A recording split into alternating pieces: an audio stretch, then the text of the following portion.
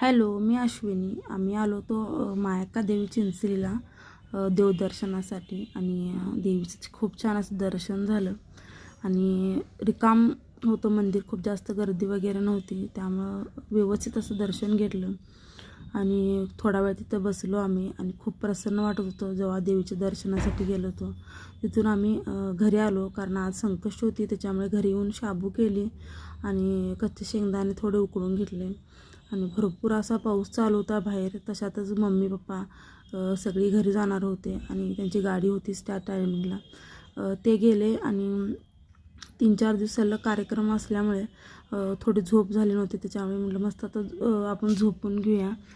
त्यामुळे थोडा वेळ झोपले आणि तिथून उठल्यानंतर मी कपड्यांच्या घड्या वगैरे करून घेतल्या, कारण खूप जास्त कपडे पडले होते घडी करायची. ती घडी वगैरे करून घेतले आणि मुली आल्यानंतर शाळेतून त्यांना भूक लागली होती, त्यांच्यासाठी बनाना शेक केला आणि आमच्यासाठी चहा ठेवला होता, कारण बाहेर खूप जास्त पाऊस होता आणि चहा घेतलं की फ्रेश वाटतं. चहा घेतला आणि मला उकडीच्या मोदकासाठी तांदूळ हे बारीक करायचे होते, ते बारीक करून घेतले. घरात सगळीकडे झाडून वगैरे काढायचं होतं, लुटून वगैरे ते काढून घेतलं आणि ह्याला बाजूला बस म्हणताना हा वरती जाऊन बसला होता. असा आमचा कार्टून आहे. त्याच्यानंतर मी मस्त असं छान आवरले, संध्याकाळी स्वयंपाकाच्या तयारीला लागले. तर मस्त असं उकडीचे मोदक करायला घेतले.